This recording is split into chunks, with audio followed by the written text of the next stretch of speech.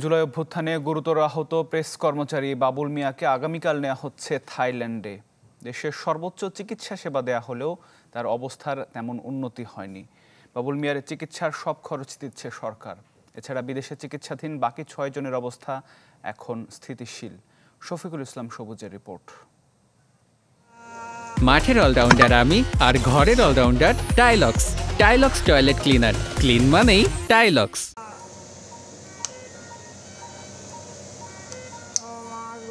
বঙ্গবন্ধু মেডিকেলের আইসিইউতে কাতরাচ্ছেন প্রেস কর্মচারী বাবুল মিয়া। গেল ২০ জুলাই ছাত্র জনতার আন্দোলনে রাজধানীর যাত্রাবাড়ি এলাকায় অংশ নিয়েছিলেন তিনি। পুলিশের গুলিতে ক্ষতবিক্ষত হয় তার শরীর, বেশি ক্ষতি হয়েছে পেটের ভেতরে নানা প্রত্যঙ্গের।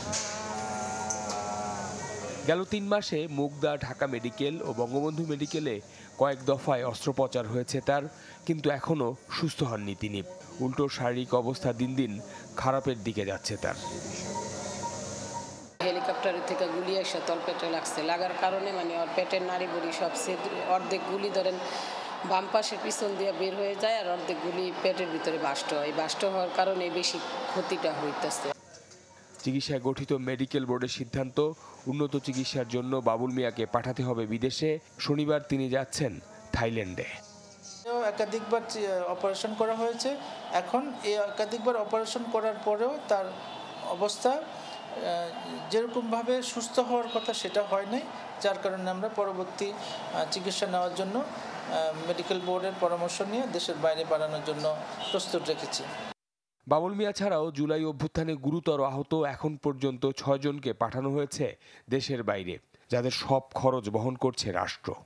বাবুল মিয়ার যে ব্যাপারটা, ওনার পুরো নাড়ি ভুঁড়ি অলমোস্ট নষ্ট হয়ে গেছে, তো তার জন্য শুধুমাত্র হসপিটাল কর্তৃপক্ষ, সে যে হসপিটালে বিএসএমএমইউতে ভর্তি আছে, সেখানে তার মেডিসিন কস্ট প্রায় ১০ লাখ টাকা কেবল হসপিটাল কর্তৃপক্ষ শুধু মেডিসিনের জন্য তার জন্য ব্যয় করছে। এছাড়াও তাকেও কয়েকদিনের মধ্যে আমরা থাইল্যান্ডের ভেস্তানি হসপিটালে পাঠাবো।